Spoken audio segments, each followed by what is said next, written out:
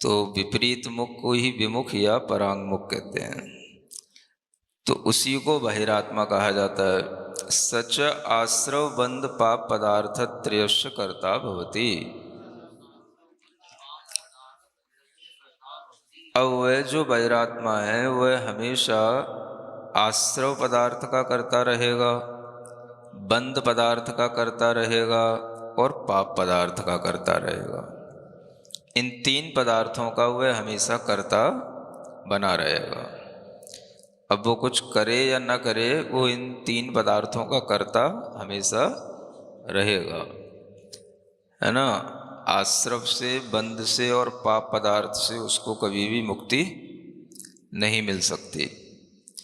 क्वापि काले पुनर्मंद मिथ्यात्व मंद कषायोदये सति भोगाकांक्षादि निदान बंधेन भावी काले पापानुबंधी पुण्य पदार्थस्य अपि कर्ता भवति।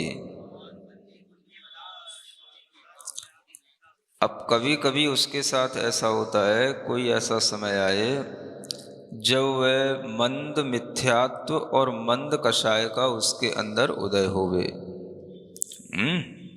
बहिरात्मा होता है तो उसके अंदर तीव्र कषाय का उदय चलता है। मुख्य रूप से अनंतानुबंधी तीव्र कषाय का उदय होगा।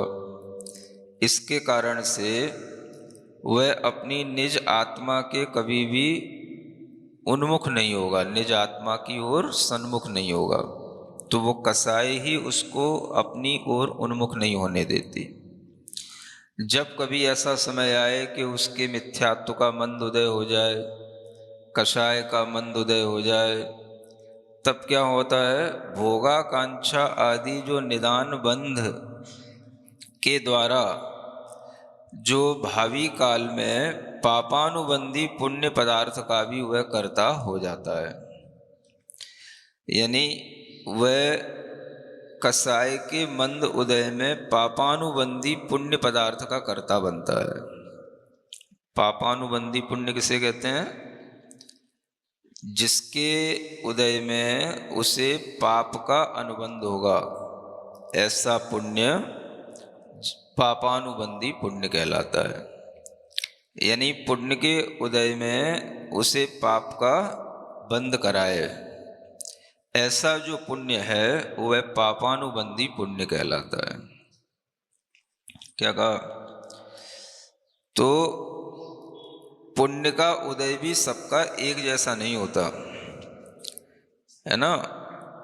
बहिरात्मा जीव है तो उसके पुण्य का उदय भी पाप का अनुबंधी होता है, पाप का बंध कराता है। तो पुण्य के उदय में भी वो पाप का बंध करने वाला क्यों होता है? क्योंकि वह निदान बंद कर लेता है, भावी काल में मुझे इस तरह की चीजें प्राप्त हों।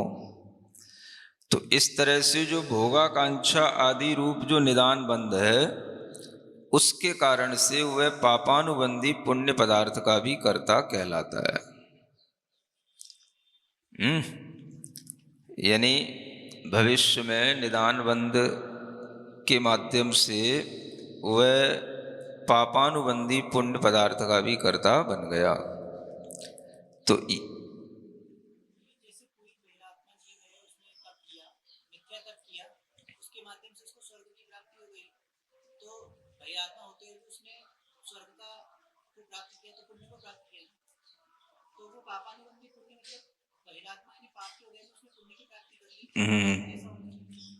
हाँ, वो भी जो उसका पापानुबंधी पुण्य का उदय है, तो उसमें भी वह पाप का ही अनुबंध करता है। जो पापानुबंधी पुण्य होता है वह पुण्य के उदय में उसको पाप का ही बंध कराता है।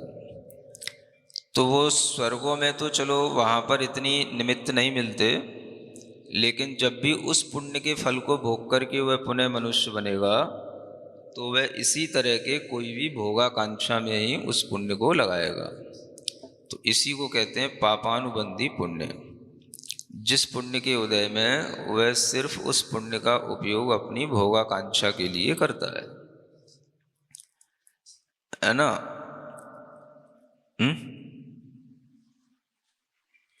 हाँ, वो पापानुबंधी पुण्य के उदय में ही वह स्वर्ग चला गया। अब फिर उस पुण्य का उदय कुछ बचा रहा तो वह मनुष्य भी बन गया। अब स्वर्ग में तो स्वर्ग की व्यवस्थाओं के अनुसार चलना पड़ेगा, लेकिन जब वह पुनः मनुष्य बनेगा तो वो फिर अपनी इच्छा अनुसार प्रवृत्ति करेगा, तो फिर उसको वह पापानुबंधी पुण्य उसी तरह से उसे पाप कराएगा। तो कोई कोई जो मिथ्या दृष्टि होते हैं, कभी इस तरह से पुण्य अर्जित कर लेते हैं तो उनका वह पुण्य भी भोगाकांक्षा में ही निकल जाता है। ये कहने का मतलब है।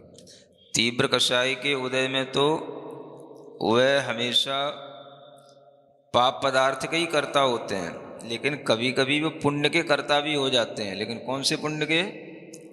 तो पापानुबंधी पुण्य के। वो कब होंगे? तो जब मंद कषाय का उदय आए तो। समझ आ रहा है? क्योंकि मंद कषाय में ही वह पुण्य कर पाते हैं और पुण्य का बंद करते हैं। तो पुण्य का बंद करते हुए भी उनके भोगाकांक्षा की या निदान की जो भावना रहती है वो कभी भी समाप्त नहीं होती है। हाँ, उसी भाव से करते हैं, इसलिए वो पापानुबंधी पुण्य पदार्थ के भी कर्ता होते हैं। तो कहने का मतलब यह है कि वह है तो अभी भी बहिरात्मा। जो पहले बताया था वो पहले तरीके का बहिरात्मा था, वो आश्रव बंध और पाप पदार्थ का करता था। ये दूसरे तरह का बहिरात्मा है जो आश्रव बंध और पुण्य पदार्थ का भी करता है। लेकिन कौन सा पुण्य? तो पापानुबंधी पुण्य का करता है। इस तरह से बहिरात्मा दो तरह के पुण्य के कर्ता होते हैं। एक पाप करने वाले ही होते हैं और एक पुण्य का भी बंद करने वाले होते हैं, लेकिन वह पुण्य उनके लिए भोगाकांक्षा में ही काम आता है।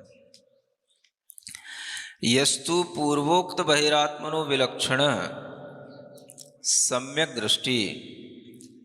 अब जो इस तरह से जो बहिरात्मा है उसके जो विपरीत होगा उसका नाम है सम्यक दृष्टि।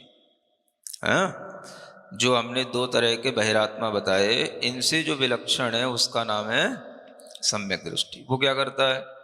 स संवर निर्जरा मोक्ष पदार्थ त्रयस्य कर्ता भवति। वह संवर का भी कर्ता होता है, निर्जरा का भी कर्ता होता है और मोक्ष पदार्थ का भी कर्ता होता है।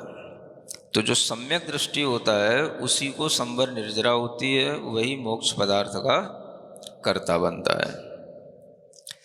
रागादि विभाव रहित परम सामायिके यदा स्थातुम समर्थो न भवति। अब देखो, वो सम्यक दृष्टि भी एक तरह का तो नहीं है, वो भी कई तरह के सम्यक दृष्टि होते हैं। तो यहाँ पर जिस सम्यक दृष्टि के लिए ये संवर निर्जरा और मोक्ष पदार्थ का कर्ता बताया गया है वो कैसा होगा? वो रागादि भावों से रहित परम सामायिक में रहने वाला होगा।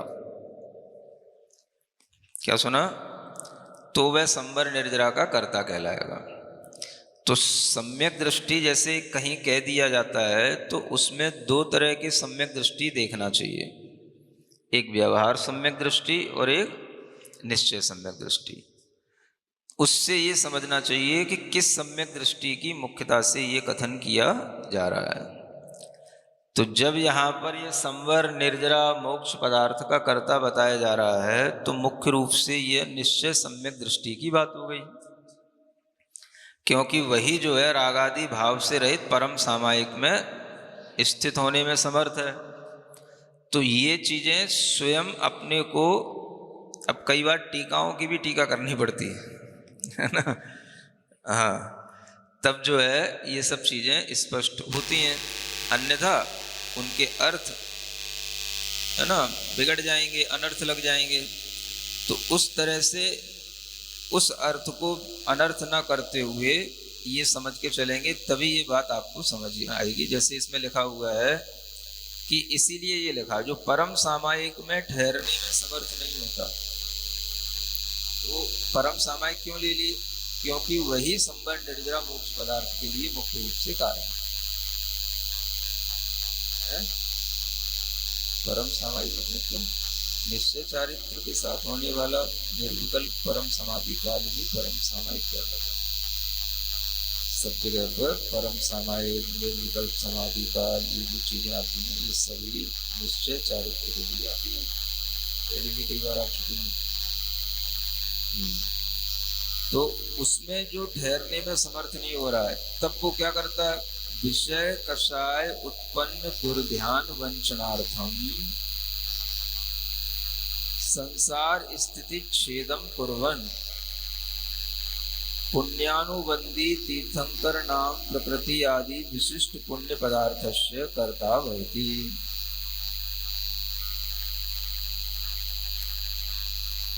है ना? अब वह अगर उस निश्चय सामायिक में ठहरने में समर्थ नहीं हो रहा है तो उसको क्या करना पड़ेगा? बाहर आएगा। विषय कसाय से उत्पन्न जो दुर्ध्यान है उसको छोड़ने के लिए और संसार की स्थिति का छेदन करता हुआ वह पुण्यानुबंधी जो तीर्थंकर नाम प्रकृति आदि हैं ऐसे विशिष्ट पुण्य कर्म को वह बंद करता है ना? यानी जो विशिष्ट पुण्य पदार्थ का करता होगा वह जीव वह होगा जो तीर्थंकर नाम प्रकृति आदि जैसे बड़े बड़े पुण्य प्रकृतियों के बंध का करता हो। और ये वो पुण्य प्रकृतियां कहलाती हैं जो पुण्यानुबंधी पुण्य के रूप में जानी जाती है। इन्हीं के बंद होने पर, इन्हीं का उदय आने पर फिर से वह जीव मोक्ष मार्गोपयोगी पुण्य को करता है। तो इसलिए ये पुण्यानुबंधी पुण्य कहलाता है। कुछ ऐसे कर्म के भी बंद होते हैं जो पुण्यानुबंधी पुण्य होते हैं, जिन कर्म का बंद तो कर्म का ही है